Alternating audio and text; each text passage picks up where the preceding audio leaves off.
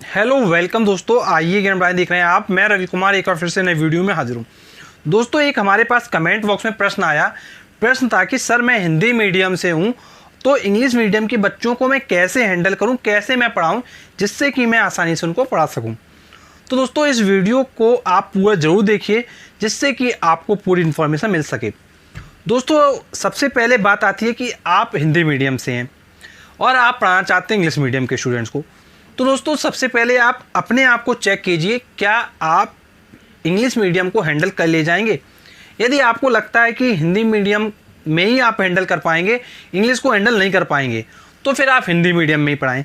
और यदि आपको लगता है कि इंग्लिश मीडियम को हैंडल कर ले जाएंगे, तो फिर आप क्या कर सकते हैं, अगर आपको डर लग रहा है, अगर आपको घबराहट हो रही है कि ना जाने कैसे होगा, तो आप क्या कर सकते हैं, आप छोटी क्लास से शुरुआत कीजिए। आप क्या कीजिए, पहले 5th तक के बच्चों को पढ़ाइए। जब आप 5th तक के बच्चों को पढ़ाएंगे तो आपको आइडिया लग जाएगा कि आप पढ़ा पा रहे हैं कि नहीं। और दोस्तों, जब आपको आइडिया लग जाए कि हाँ आप पढ़ा ले रहे हैं, अगर आपको लगने लगे कि हाँ आप पढ़ा ले रहे हैं, तो फिर आप क्या करिए, 6 से लेके 8 तक के बच्चों को पढ़ाइए। तो 6 से 8 तक में कुछ लोगों को प्रॉब्लम होने लगती है, जिन लोगों का इंग्लिश बहुत ज़्यादा वीक होता है उन लोगों को 6 और 8 में प्रॉब्लम होने लगती है। तो दोस्तों, आपको क्या करना है, पहले 1st to 5th पढ़ाना है, उसमें चेक करना है अपने आप को। फिर देन 6 to 8 का एक ट्यूशन पकड़ना है, उसमें चेक करना है। अगर दोस्तों आप यहाँ पे कंफर्टेबल हो जाते हैं तो फिर दोस्तों आप 9th और 10th के लिए भी शिफ्ट कर सकते हैं। दोस्तों, अगर आप सही तरीके से पढ़ाते रहेंगे तो फिर कोई प्रॉब्लम नहीं आएगी। दोस्तों, ये जो हिंदी मीडियम है, जो इंग्लिश मीडियम है, इनमें कोई बहुत ज़्यादा बड़ा अंतर नहीं होता है। सिलेबस सब कुछ एक जैसा होता है, बस जो टर्म्स हैं वो थोड़ा सा चेंज हो जाता है। जैसे मान लीजिए कोई शब्द हिंदी में है तो वो चीज़ इंग्लिश मीडियम में वो चीज़ इंग्लिश में दी गई होगी। जैसे मैं आपको एग्जांपल के फॉर्म में बताऊं, जैसे मान लीजिए यदि आप हिंदी मीडियम से हैं तो आपने पढ़ा होगा बल की परिभाषा क्या है, और अगर आप इंग्लिश मीडियम से हैं तो आपने पढ़ा होगा व्हाट इज फोर्स। दोस्तों, इतना डिफरेंस है। और दोस्तों, अगर आप हिंदी मीडियम से हैं तो आपने इंग्लिश सब्जेक्ट को तो इंग्लिश के फॉर्म में पढ़ा होगा। दोस्तों, जब आपने इंग्लिश के फॉर्म में पढ़ा तो कुछ चीज़ें तो आपको ऑलरेडी आती होंगी। दोस्तों, यहाँ पर देखिए प्रॉब्लम क्या आती है वो मैं आपको बताता हूँ। जब कोई एक हिंदी मीडियम का स्टूडेंट होता है जो पढ़ाना चाहता है ट्यूशन, तो उसके दिमाग में कहीं ना कहीं ये बैठा रहता है कि मैं हिंदी मीडियम से हूँ, क्या मैं पढ़ा पाऊँगा कि नहीं पढ़ा पाऊँगा। तो पहली बात तो है कि आपके माइंड में जो नेगेटिविटी है आप खुद ही लेके आ रहे हो।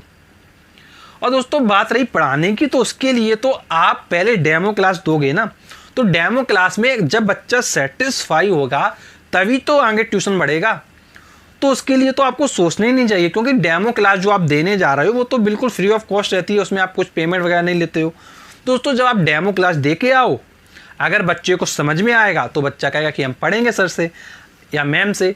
अगर समझ में नहीं आएगा बच्चे को तो वो कह देगा सर या मैम नहीं पढ़ा पा रहे हैं सही से।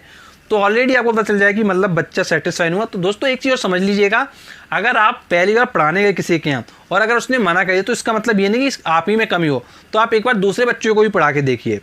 क्योंकि दोस्तों, होता क्या है कि हर बच्चे का जो IQ लेवल है वो अलग अलग होता है, तो बच्चे को उसके थोड़ा अकॉर्डिंग आपको पढ़ाना पड़ता है।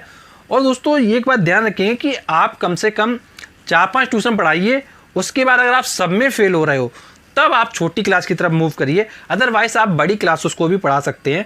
आप नॉर्मली देखा गया है कि जो नॉर्मली कैंडिडेट्स हैं वो भले ही हिंदी मीडियम से हैं, लेकिन 10 तक के ट्यूशन वो हैंडल कर ले जाते हैं। दोस्तों, जिन लोगों को काफ़ी ज़्यादा प्रॉब्लम होती है तो फिर वो लोग क्या करते हैं, 1st to 8 तक के ट्यूशन ही हैंडल करते हैं।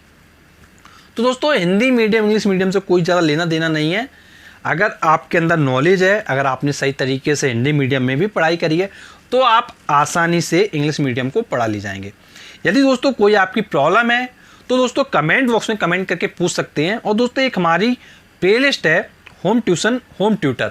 तो दोस्तों, home tuition home tutor playlist में आप जाइएगा, वहाँ पे आपको टीचिंग के काफ़ी ज़्यादा वीडियोस मिलेंगे। दोस्तों, उन वीडियोस को अगर आप देखते हैं और उसके बाद आप डेमो वगैरह क्लास में जाते हैं तो डेफिनेटली आपका ट्यूशन लग जाएगा और आपको काफ़ी प्रॉब्लम जो हो रही थी वो अब नहीं होगी।